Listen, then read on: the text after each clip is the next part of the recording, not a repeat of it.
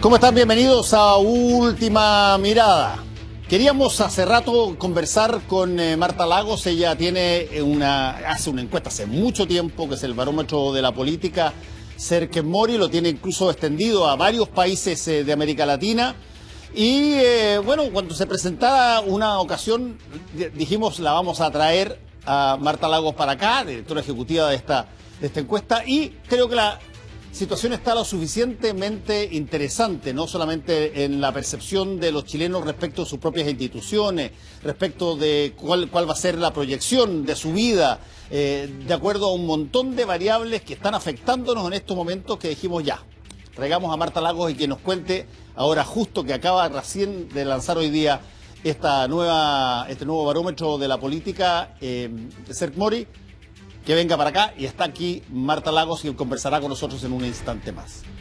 Y con Raúl Sor, la verdad es que vamos a tratar de que Raúl Sor nos explique qué fue lo que pasó en las elecciones del Parlamento Europeo, porque de pronto todo lo que parecía sólido dejó de estar sólido, todo lo que apuntaba en una dirección se fue para otro lado, y qué es lo que queda de una Europa que pueda tener sentido como una unidad, qué tanto va a generar nuevos focos de resistencia y de separación. Lo conversamos con Raúl Sor. Comienza de inmediato Última Mirada.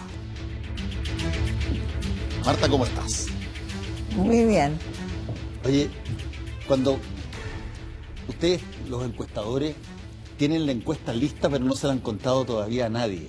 Así, porque ya la tienen perfecta ahí, la tienen metida. Esto vale para toda la encuesta. Y de repente cachan de que hay algo que es novedoso, algo que no estaba ahí antes.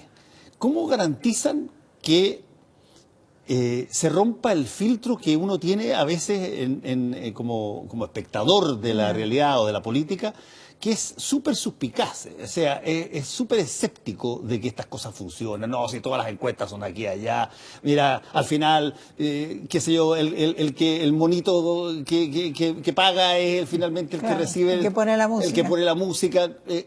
¿Cómo se enfrenta un mundo donde efectivamente en Chile por lo menos no están reguladas, cualquiera puede hacer su encuesta con la metodología que quiera? ¿Cómo se enfrenta a una situación como esa? Mira, yo creo que en una cultura tan tradicional como esta, que es bastante irracional, los números tienen una atracción un poco mágica, ¿ah? Los números para una cultura tradicional significan ciencia. Entonces, por eso que todos los medios usan esta cosa, o los radios, en fin, cualquier persona pone una pregunta y sale un resultado, contestan 200 personas y hay un resultado. La sensación de que es más factual que nunca. Entonces, eso es una cuestión objetiva. ¿Por qué? Porque se contó a las personas que respondieron A, B o C. Y entonces da la sensación de que tienes algo concreto. Es más que la palabra. La palabra en nuestra cultura vale poco. Aquí lo que vale es que la gente te dice, a ver, muéstrame. Yo siempre me acuerdo de los ministros, cuando uno les hace análisis de los datos, te dicen, muéstrame el cuadro que dice eso. Entonces, eso no te lo dice jamás un europeo. Porque claro, el europeo dice, bueno, esta será la interpretación, si hay un número o no hay, es asunto de ella, ¿me entiendes? No, aquí, ¿dónde está el número? Entonces, nosotros tenemos esta cosa de amor y de odio con los números. Y por supuesto, si el número que yo te doy es un número que a ti te sirve, me ponen en un pedestal. Si es el número que no te sirve, me matan. Claro. Entonces matan al mensajero el número que no te sirve, pero un mes después te pueden estar poniendo el pedestal. Entonces tú entras en esta vorágine, ¿no es cierto?, donde la misma persona te condena y después te aplaude, según el número que tú produzcas. Entonces al final de cuentas uno simplemente elimina ese ruido, si tú quieres, porque efectivamente el encuestador está sometido a este contraste con la realidad, donde la gente hoy día me decían, oye, estás muy equivocada, me decían, ¿cómo va a ser posible que el gobierno tenga 27% si tiene mucho menos? Bueno, ese señor creía que el gobierno tenía menos, a donde uno vaya lo critican, por lo tanto tiene que tener menos, y el número 27 le pareció muy grande. ¿Qué argumento le das tú a esa persona? Ninguno. Eso es lo que él cree y eso es lo que va a seguir creyendo. Ahora, Marta, ¿te ha pasado a ti que de pronto, o quizás en esta misma encuesta, hay algún resultado que son esos resultados que tú dices que son así como... No puede ser.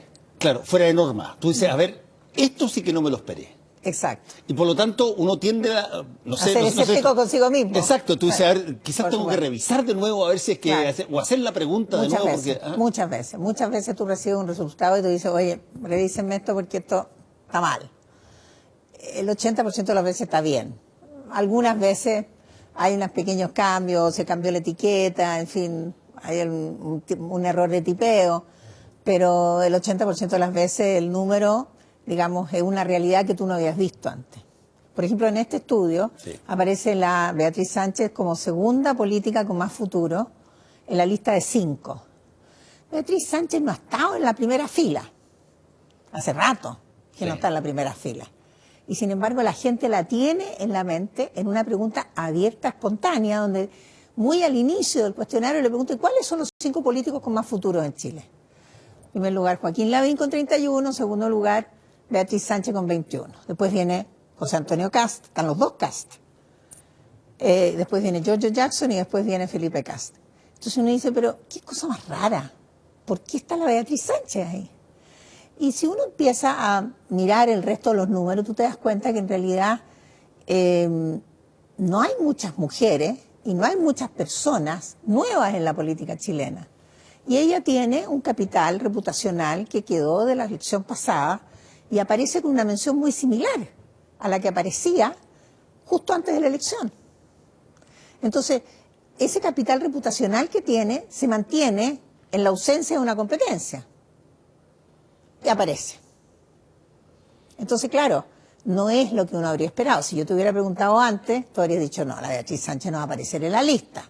Entonces, ha estado fuera del Frente Amplio, no tiene cargo. No tiene cargo, no tiene protagonismo, no tiene vocería, no tiene organización, no tiene equipo, y está ahí. Claro, y uno puede justificar todos los demás con la misma lógica. Uno puede decir José Antonio Kast armó partido. José Antonio Kast uno podría haber esperado que estuviera en primer lugar con el ruido que mete. Claro, está todos los días ahí, dale.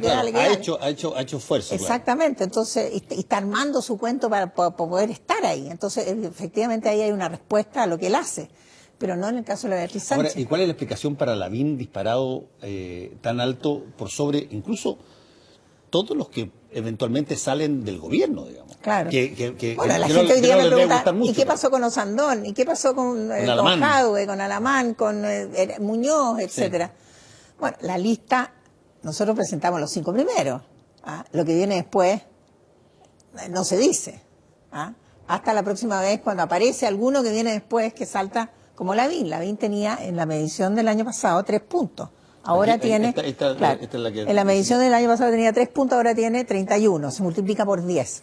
Yo te voy a decir, las características que yo identifico en Lavín. Primero, el hombre no se mete en ninguna controversia, no pelea con nadie. Me consta porque nosotros lo hemos invitado a este programa por lo menos unas 12 veces y la respuesta siempre es igual. Al editor es igual. Joaquín Lavín avisará cuando hable de política. Y yo digo, pero si es un alcalde.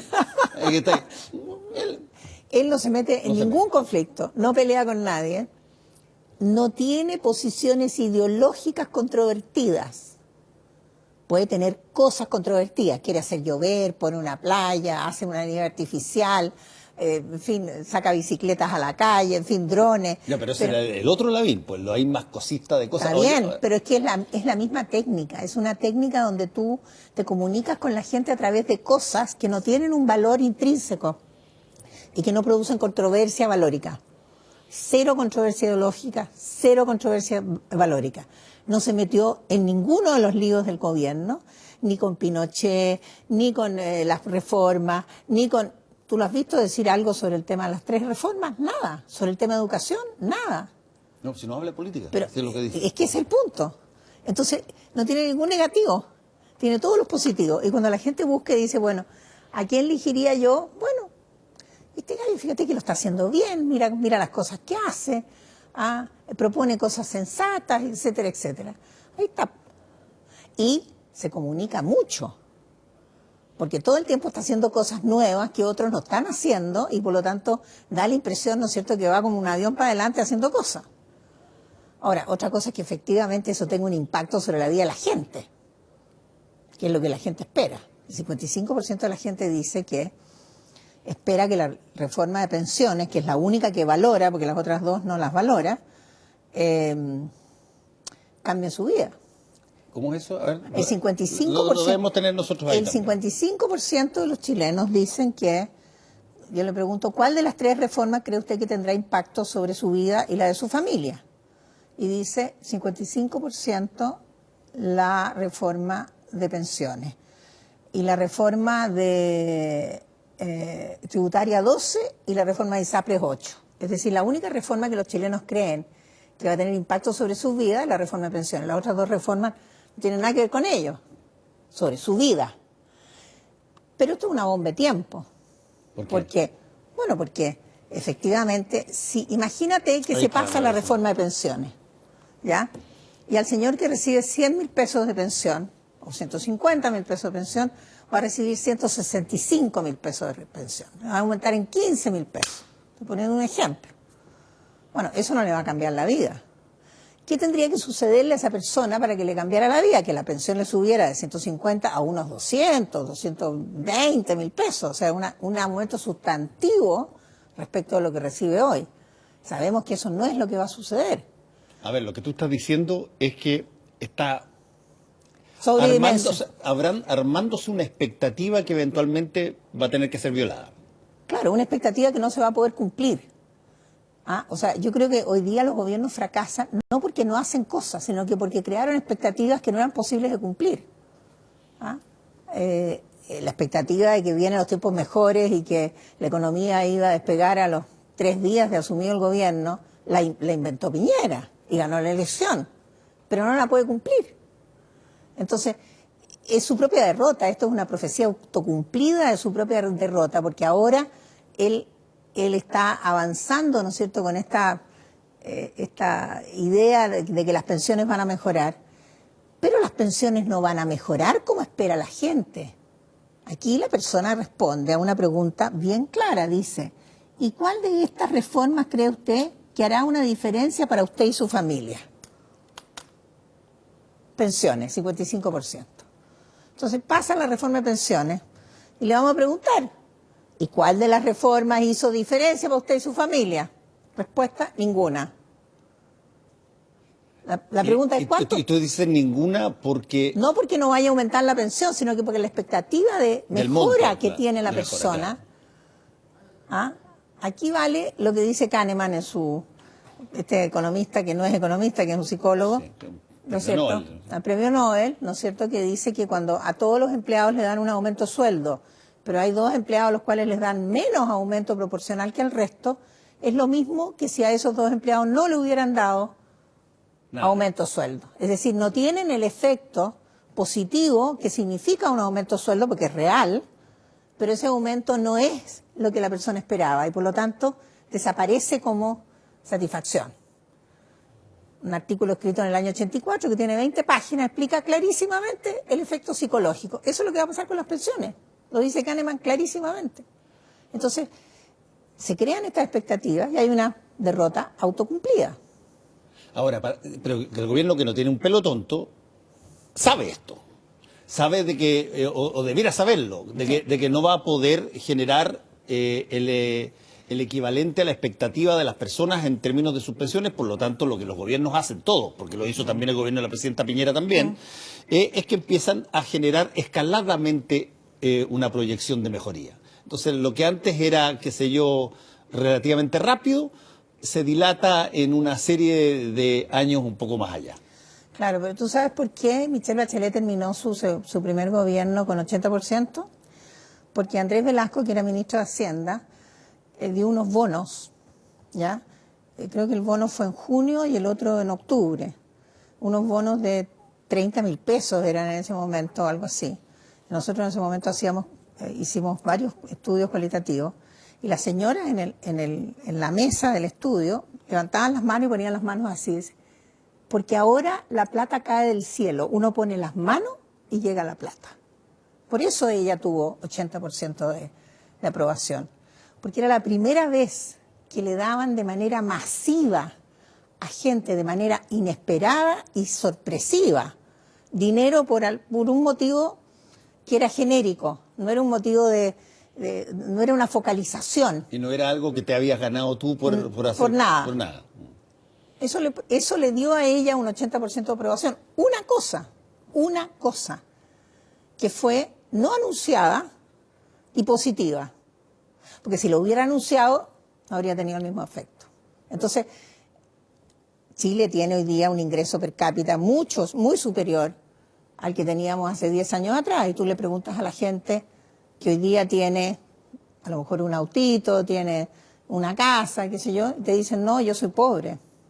Pero el Banco Mundial diría, no, usted tiene $10 por persona por día y por lo tanto usted clasifica como clase media. Y el tipo te dice, no, yo no soy clase media. Ese gráfico que tú estás mencionando, el de pobre, que lo podríamos poner ahora, es el que a mí más me impresionó porque uno tenía esta idea que te la vienen repitiendo desde hace mucho tiempo. Que todos son de clase media. Que todos se declaraban como clase media. Claro. Y en el informe tuyo, un porcentaje altísimo se declara pobre. Se declara de clase baja, claro. Clase baja. Claro, porque, a ver, en realidad existen 3 clases, la media alta, la media media y la media baja. Lo que hago yo es quitarle la palabra media. Queda la alta, la media y la baja, pero uno le podría poner delante. La clase baja consta de 2 componentes. La clase baja propiamente, que es el 11% de la población que se clasifica, cuando usted dice, ¿usted dónde se clasifica? Baja. Y la otra dice, yo me clasifico en la clase media baja. Entonces, cuando uno analiza el comportamiento económico de estas 2 clases, ya con una cosa que se llama el ingreso subjetivo, y le pregunto, ¿usted llega a fin de mes? La clase baja, que son la media baja y la baja, no llegan a fin de mes. Tienen grandes dificultades para llegar a fin de mes. Mientras que la clase media llega a fin de mes. El 65% de la clase media llega a fin de mes, que es la siguiente lámina. Entonces, al final tú dices el comportamiento, ¿no es cierto? El 65% de la barrita roja de la clase media dice, les alcanza justo sin grandes dificultades, y el 7% ahorra. En la clase baja no ahorra nadie, y la mayor parte de la gente, la barra verde y la barra azul, dice, no les alcanza, sufren grandes dificultades. Entonces, es una categoría de gente que está en estrecheces económicas, que están endeudados, que no les alcanza la plata para llegar a fin de mes, que tienen, escasez, sensación de escasez. Esa es la mitad del país. Ahora, tú le puedes decir, mira, esto es clase media, sí, es clase media, pero es distinta de la otra clase media. O sea, pongámosle clase media 1, clase media 2, clase media 3, da lo mismo. Son 3 categorías de comportamiento económico distintos, donde la clase alta, el 44% ahorra, lo que es gravísimo, porque eso significa que en este país nadie está ahorrando. Cuando te hablan de inversión, de emprendimiento, de startup y qué sé yo, ¿cómo lo haces tú sin capital? ¿De dónde se provee el capital? Por eso que las AFP son tan importantes, porque el único lugar donde se ahorra en este país forzoso es la plata que va a las AFP. Si Chile no tuviera las AFP, no habría dinero. ¿De dónde vendría el dinero del ahorro? No habría dinero. Entonces, el problema es que tú tienes las AFP, pero ese dinero, por lo menos no es tuyo hasta que tú cumples los 65 años de edad. Pero el dinero existe. Sí, es un ahorro forzoso, ¿no es cierto? Es un ahorro forzoso que produce capital, y ese capital es el que hace mover al país. Si tú hoy día le quitas las AFP al país, se queda sin plata. O sea, aquí hay una cuestión económica. Uno de los éxitos de este país consiste en haber tenido esa cantidad astronómica de plata metida en su propia economía, ¿no es cierto?, que la hace funcionar porque tiene capital. Porque nadie ahorra. Este es un país que no ahorra. Los bajos salarios hacen que nosotros no sepamos ahorrar. Tú le preguntas a una mujer, ¿cómo ahorra usted? Y ella te dice, yo hago una tortilla con 2 huevos en vez de 3. Ese es el ahorro, ese es el concepto de ahorro que tiene el pueblo chileno. Nadie te dice, mire, yo voy a ir a invertir a la bolsa, a comprar una acción. No, esa es una cuestión absolutamente prohibitiva para el 99% de la población de Chile. Entonces, creer que nosotros somos clase media es una ilusión. En el discurso es grave. Porque cuando el gobierno dice clase media protegida, está protegiendo, se me fue el gráfico, clase media protegida, está protegiendo a los que pueden ahorrar, a los que llegan a fin de mes, no a aquellos que les falta porque a ellos se tendría que dirigir de una manera distinta. Entonces hay una dislocación del discurso ahí. Ese es uno de los temas serios que trae tu encuesta, Marta, que tiene que ver con cómo uno se percibe. Y la otra es cómo percibe a las instituciones con las que uno interactúa permanentemente. Y ahí también hay una cantidad de cosas. Bueno, yo creo fuertes, que eso es lo más grave. Y que más o menos coinciden con lo que uno está viendo o relacionando con las noticias y todo lo demás. Bueno, está el tema de la pérdida Aquí tienes uno que confianza en las instituciones de la democracia. Exacto. Entre el año 18 y el año 19, las Fuerzas Armadas perdieron 21 puntos porcentuales de confianza. En el año 18, en abril, 54% de los chilenos, 1 de cada 2 chilenos confiaban en las Fuerzas Armadas. Las Fuerzas Armadas han tenido una de las más altas niveles de confianza desde que se inaugura la democracia. Hay mucha gente que tiene la idea de que las Fuerzas Armadas, porque estuvieron metidas en la dictadura, pueden haber tenido baja confianza. No, nunca tuvieron baja confianza. Hoy tienen baja confianza. Entonces, la caída de la confianza en las Fuerzas Armadas es un hecho, en primer lugar, único en esta historia de los 30 años y, en segundo lugar, grave. Porque lo que sabemos es que, si muestran el gráfico que está encima de ese, de rayas, es que las confianzas caen, pero nunca se recuperan. Ahí tenemos del año 90 al año 19. Entonces, se puede recuperar la aprobación de gobierno, se puede recuperar la economía, se puede recuperar la mala aprobación que tiene la oposición, pero la confianza no sabemos cómo se recupera. Entonces, ¿cómo recuperamos ahora la confianza en las Fuerzas Armadas? Y la confianza en Carabineros bajó también 20 puntos. Entonces, ¿qué es lo que está pasando en el país? Está pasando que se ha perdido el respeto por los carabineros, se ha perdido el respeto por la autoridad, y hoy día vemos, ¿no es cierto?, una juventud exacerbada, desatada y mucho vandalismo, porque hay un fenómeno que se llama anomia, que es la falta de autoridad. Sí, pero la falta de autoridad, para no poner esto como si que de repente se volvieron locos todos los cabros. No, todos no, es una minoría. No, pero se está abriendo una ventanita muy peligrosa. Claro, pero esa ventanita peligrosa también tiene un juego que tiene que ver con la forma en que ellos interactúan con esa realidad. No tienen una relación particularmente sana de relacionarse con los carabineros. No. Leen lo que pasa con las Fuerzas Armadas en los diarios. Pero hay una sensación ambiente, ¿no es cierto?, de que la autoridad perdió peso. Eso sí. La autoridad ya no es la autoridad. El carabinero hace 30 años era una persona respetable, respetada y temida.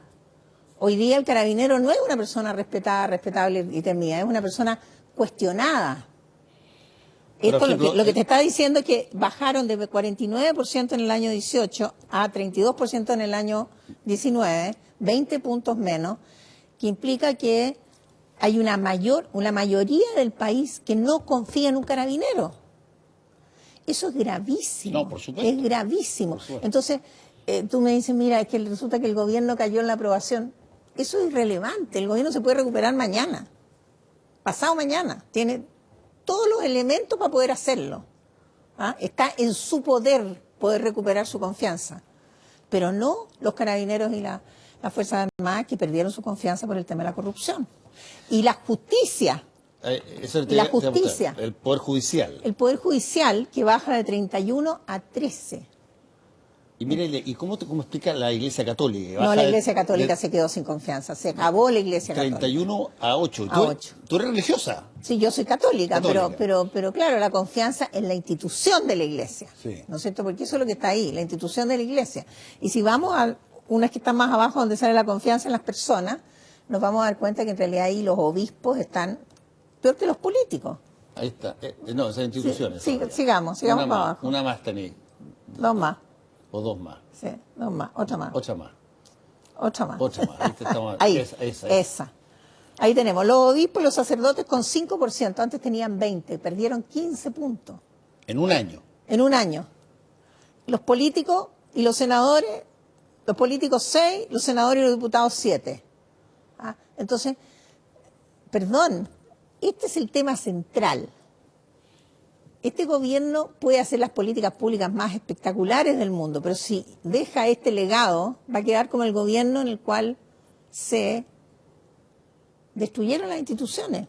Ahora, no es culpa del gobierno, porque claramente... Se vienen destruyendo de hace ya exactamente, tiempo. O sea, los males que afloraron en este gobierno no se produjeron en este gobierno, se produjeron en gobiernos anteriores. Es decir, la transición hizo mal esta pega. La pega, ¿no es cierto?, de el control y la contraloría de las instituciones armadas. Nadie se atrevía a tocarlas y las dejaron que hicieran lo que quisieran y aquí tenemos el resultado. Es para ponerlo en castellano, ¿no es cierto? Pero le toca, el escándalo explota en este gobierno y depende de este gobierno cómo se reacciona a ese escándalo, el legado que va a quedar de este gobierno. Este es el legado. Cuando no es la reforma tributaria, ni la reforma de pensiones, ni la reforma de ISAPRE. Si esto no se soluciona, vamos a quedar con una política en la cual más del 50% de los chilenos no van a ir a votar. Se augura una elección municipal con muy baja votación, con mucho candidato que va a venir de afuera de la política y decir, mire señor, yo no soy parte de este grupo. No, ellos son los malos, yo soy el bueno.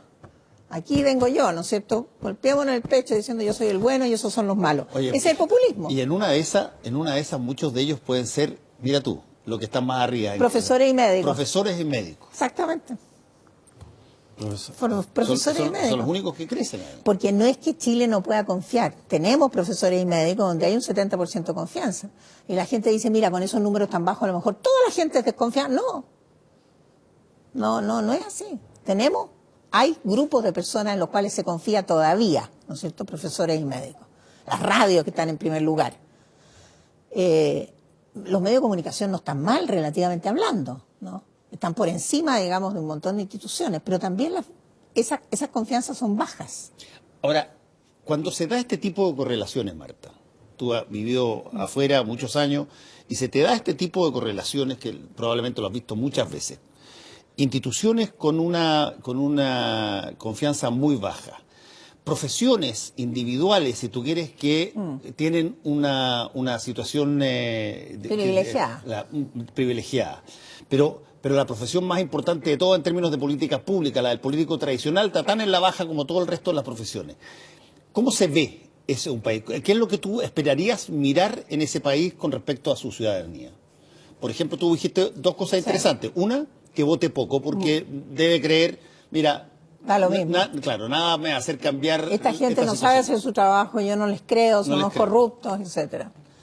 Mira, yo creo que esto es caldo cultivo pues nosotros tenemos voto voluntario, que es otra de las grandes errores que se han cometido. O sea, si tú mezclas esta baja de confianza en las instituciones con el descrédito de la política, y con un escepticismo respecto de las expectativas futuras, que también lo muestran los datos, yo creo que estamos listos para el populismo. Aquí puede llegar un señor y decir, aquí vengo yo, Bolsonaro. Bolsonaro apareció de la nada. Un señor que estaba guardado ahí en el Parlamento, que había sido parlamentario 15 años, nunca había abierto su boca, nadie lo conocía. Y de repente dijo, yo no soy parte de ese grupo, no, yo soy distinto. Y cundió. El flautista de Hamelin empezó a tocar su flauta y todo el mundo lo siguió. Eso puede suceder porque no hay lealtades, no hay partidos. El 76% de la gente no vota por ningún partido. Entonces, a mí me da la impresión, esto es como un cuadro de Nemesio Antunes, donde están... De hecho, a propósito, hay una muestra sobre Nemesio Antunes en el Museo de Bellas Artes de Santiago. A él le gustaban estos contrastes, ¿no es cierto? Entonces tienes a todo el mundo abajo mirando, que es el pueblo. Y entre medio hay una caja gigante, esto es un cuadro imaginario, no existe este cuadro, pero es parecido a varios que él tiene. Una caja negra, y en esta caja negra está oscuro, pero las personas que están adentro de la caja negra se ven unos a otros. Y cuando la gente de afuera les grita, oye, allá adentro está negro, dicen, no, si yo veo perfectamente. La caja negra son la política, ¿no es cierto? Que funcionan entre ellos en un idioma, en un lenguaje que la gente de afuera los ve como muy particulares y oscuros, ¿ya? Y ellos no se logran dar cuenta que están en una caja oscura y que la gente afuera quieren que prendan la luz. Entonces me parece que aquí hay este mundo de la política que no se hace cargo de la caída de la confianza. Cuando un político le dice, mire, el 5% de los chilenos confían en usted, el 95% no confía. Pero ellos siguen discutiendo como si no pasara nada. Entonces yo digo, perdón. ¿Qué esperarías tú que pasara para remontar una cosa como esta? Yo creo que habría que llamar una especie de convocatoria, una mesa nacional, zafarrancho combate, para ver cómo se recupera la confianza en la política. Si tú no recuperas la confianza en la política, ningún gobierno tiene poder, tiene ninguna expectativa de éxito en el futuro. Porque ellos son políticos, es la esencia de la política del gobierno. Entonces, ¿cómo vas a mejorar si el 5% de la gente cree en ti? Imposible. En este momento el gobierno tiene 27%, cayó de 44 a 27, 5 veces más que los políticos. Es un gran éxito. Perdóname, o sea, yo lo veo así. Gran éxito. Entonces, a mí me parece que 27% para las circunstancias en lo que está América Latina y el mundo es el promedio. Promedio de 1/3 de la población. No está mal. Hoy día ningún presidente en América Latina tiene los niveles que tenían en la época de la Bachelet, de Lula, de Uribe, etcétera, que tenían 70, 80% de aprobación. Eso se acabó. Se acabó después de las protestas del año 2010 en adelante, y no va a haber presidentes en el futuro a menos de que alguien logre con una varita mágica deshacer las desigualdades. Llega un señor que aprende y sabe cómo deshacer las desigualdades, a ese señor le van a dar el aplauso. Pero si no, estamos con las promesas de los populistas, ¿no es cierto? México, Brasil, que prometen, y ¿cuánto rato le duró la luna de miel a Bolsonaro? Menos 6 meses, ¿no? No duró nada. Allá hay millones en la calle. Ayer salieron millones a favor de él, pero digamos como contra reforma. Oye, ¿la encuesta se puede encontrar en línea? La encuesta está en la página web de Mori, morichile.cl.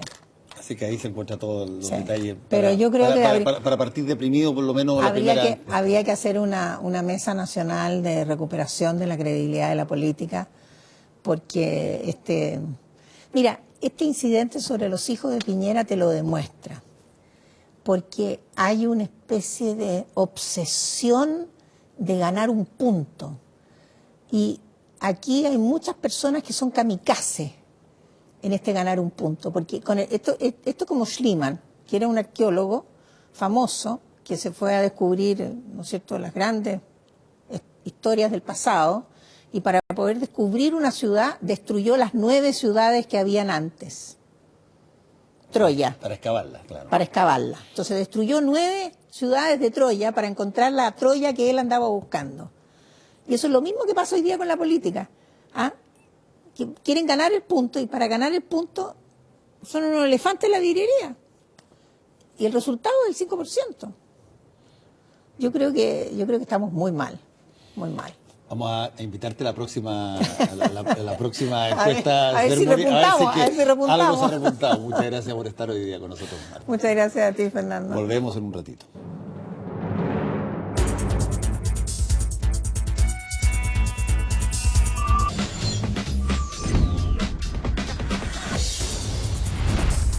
Hubo elecciones en el Parlamento Europeo y quedó la crema. Así es. Ahora, son elecciones, hay que decirlo, que no son tan trascendentales, son de una gran importancia simbólica, son un indicador muy directo de la política, pero digamos el Parlamento Europeo tiene relativamente poca dentadura, muerde poco y... Comparado con los parlamentos de cada uno de los países. Absolutamente. Sin embargo, es importante y refleja una correlación de fuerza dentro de, los 500 millones que son los europeos, que el gran éxito que están destacando y se golpean el pecho es que votó el 51% del electorado en unas elecciones que normalmente votaba el 25, 30, había estado en 40% y ahora el 51%, y esto, digamos, lo toman como una expresión de interés de los 28 países en Europa, y en general a lo largo de todo el viejo continente hubo una buena participación. Ese es el lado más positivo de las elecciones, independiente de las tendencias que se dieron en su seno. Ahora, no se dio lo que la mayoría de las encuestas pronosticaban, que iba a haber un auge, una gran oleada de la derecha, de la extrema derecha, de los nacionalpopulistas, de los grupos anti-inmigración, y que si bien en algunos países obtuvieron muy buenos resultados, particularmente Matteo Salvini en Italia, que salió con una mayoría muy importante, con más de un tercio de los votos, a expensas de sus socios en la alianza política, era 5 estrellas, el movimiento 5 estrellas.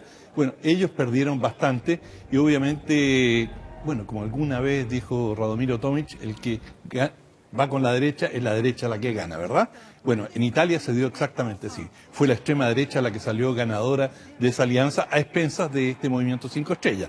En Francia, bueno, no fue tanto el cambio, pero del punto de vista de la imagen sí fue trascendental, porque Marine Le Pen le ganó al presidente Macron. Y bueno, el hecho que le haya ganado, por muy poco, le ganó por un parlamentario, le ganó por un punto porcentual, pero le ganó.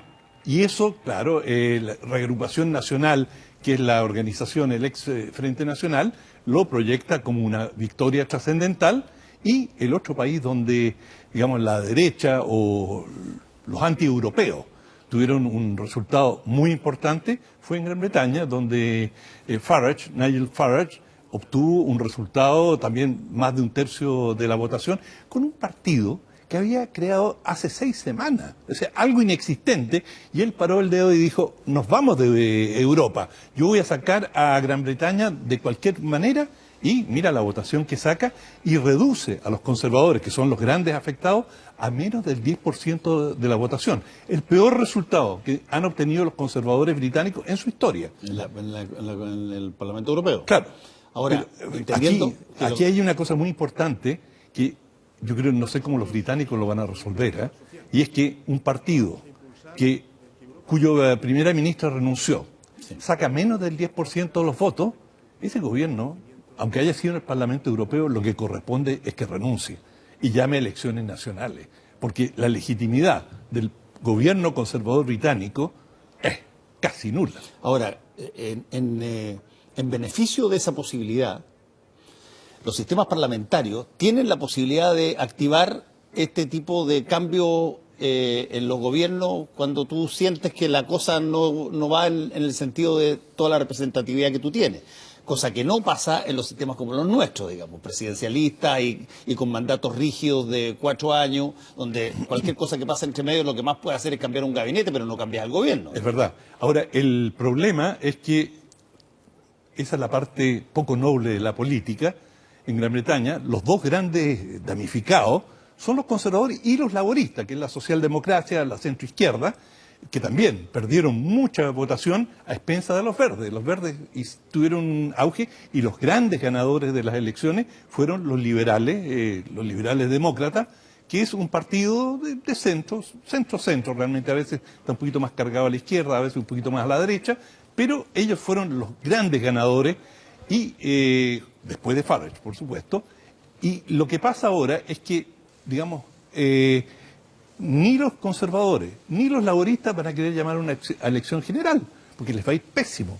Y en una de esas ganan los liberales las elecciones. Entonces, los que tienen el control del Parlamento van a mirar para el techo y van a decir, bueno, elecciones no, démosle tiempo. Es decir, se confabulan los dos grandes partidos en contra de lo que debería ser el proceder democrático y legítimo. ¿Y la renuncia de Theresa May no puede acelerar esa situación? No, porque ya está lanzada la campaña para elegir a su sucesora o sucesor. Y bueno, Boris Johnson aparece como el primero, y Boris Johnson ha dicho, yo me voy de la Unión Europea el 31 de octubre, si hemos llegado a acuerdo, tanto mejor, si no, igual me voy. Entonces, hoy día, a la vista de estos resultados, los sectores duros que quieren salir de la Unión Europea se van a ver obligados a tomar posiciones más drásticas, porque vieron que se fue una cantidad enorme de su votación y se fue a Farage. Para recuperar eso tienen que tener posiciones más duras. Sin embargo, si tú sumas el conjunto de los partidos que están a favor de quedarse en la Unión Europea, son la mayoría, son aproximadamente el 55% de la votación. Si consideras a los laboristas, a los verdes, a los liberales, al Partido Nacional Escocés, al Partido Galés, bueno, ellos son aproximadamente 55% de la votación. De manera que si uno traspola esto, se podría pensar de que hay una mayoría en contra del Brexit. Por lo tanto, mira, por lo menos la semana pasada la chunté cuando te dije, May llegó al final del camino, sí. Y yo creo que ella sabía, en Gran Bretaña votaron el jueves, que en distintos países votan y mantuvieron los resultados secretos. Yo creo que ella sabía exactamente la debacle que se le venía por delante y que esto era el final. Y vamos a ver cómo los británicos salen de esta. Ahora, en otros países los resultados en general fueron mucho menos, digamos, se consolidó una tendencia que la hemos conversado muchas veces, el colapso del centro. Sí. Es decir, la centroizquierda, la centroderecha se han seguido debilitando. Grandes perdedores, salvo en España, son los socialdemócratas. En Alemania fue muy mal. Fíjate, en Alemania el segundo partido en estas elecciones al Parlamento Europeo son los verdes. Ahora, ojo con los verdes, porque los verdes vienen anunciando hace mucho tiempo que están ahí a la guaite y han agarrado pedacitos acá, pedacitos allá. Ya los verdes no son estos gallos medio exóticos que andaban promoviendo, qué sé yo, el vegetarianismo. No, en absoluto. O sea, los verdes, lo que se vio ahí claramente es que captaron un porcentaje muy importante de la votación joven. Entonces, es una nueva generación, hay un recambio generacional y los verdes han sido quienes mejores han captado este recambio. Estas manifestaciones que están haciendo todos los viernes por el colapso, ¿verdad?, con el que salen los jóvenes estudiantes, especialmente de colegio, y no van a clase y manifiestan todos los viernes, parece que eso también ha tenido un impacto movilizador, ha politizado a muchos jóvenes. Y los verdes, ¿ah? Y a sus padres. Y a sus padres que simpatizan siempre con los hijos, pero sus plataformas son 3 puntos y yo creo que los verdes apuntaron muy bien. Uno, el tema climático, el calentamiento global. En toda Europa, en todo el mundo se están viviendo las consecuencias bastante dramáticas de este cambio climático.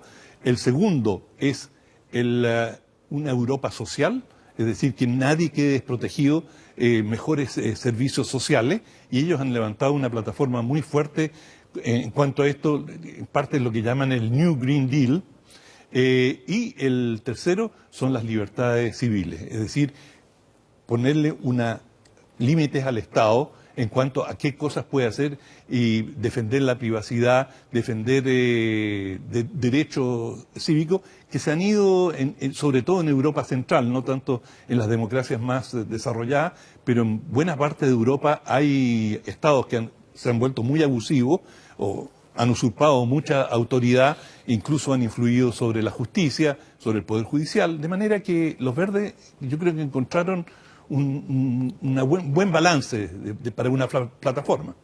Va a ser interesante ver qué pasa no solamente en Gran Bretaña, sino que en el resto de Europa, así que tenemos harto tiempo para... No, claro, ahora viene la gran pelea porque el Parlamento es el que elige las autoridades, quién va a ser el presidente y así. Hacemos una pausa y ya volvemos.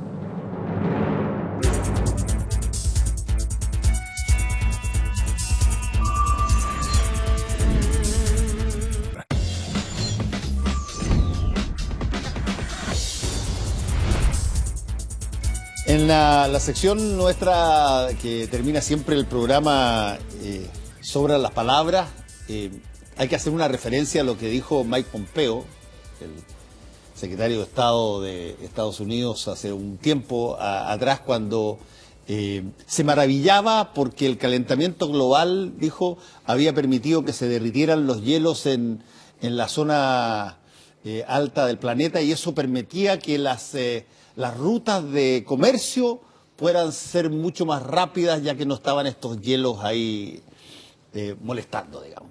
Y se felicitaba, por cierto, le hicieron pebre en su propio país con las declaraciones que hizo, pero para los efectos prácticos, lo que básicamente él plantea es lo que ve.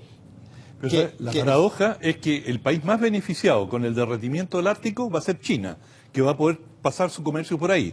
Claro. Y Estados Unidos le pone aranceles a los chinos, así que bueno ahí esa es la paradoja. Pero el hecho es que los rusos no están esperando que venga un derretimiento masivo de las rutas que pasan por la zona más norteña del planeta, digamos más ártica del planeta, y por lo tanto lo vamos a ver sobre las palabras. Ellos ya lanzaron un buque nuclear, que es básicamente un buque, ¿cómo se les llama a los buques cuando están ahí? Un rompehielo nuclear. Claro, un rompehielo nuclear y que está listo para... Bueno, cuando decimos nuclear es la propulsión lo que propulsa los motores. Pero hay una inquietud terrible, porque nuclear significa que tiene reactores. Sí, el Ártico, está bien, tú puedes tener un gran buque, pero el que hagas pasar un navío nuclear siempre va a tener riesgo. Imagínate si se llega a hundir o llega a tener una avería seria ese buque en el Ártico. Toda la cosa, pero el hecho es que se lanza y los rusos lo quieren lanzar con todo el boato y el grito que puedan conseguir, con gente en la calle, en el lanzamiento, y todo esto para esto que el calentamiento global estaba produciendo. No, para los rusos hay que ayudar un poquitito al calentamiento global y hay que meter el rompehielo a abrir nuevas rutas en el Ártico, así que ojo, porque efectivamente están pasando muchas cosas. Y puede atravesar una capa de hasta 3 metros, lo que es enorme. La mayoría de los rompehielos es 1 metro. Sí. Sobran las palabras, nos encontramos mañana.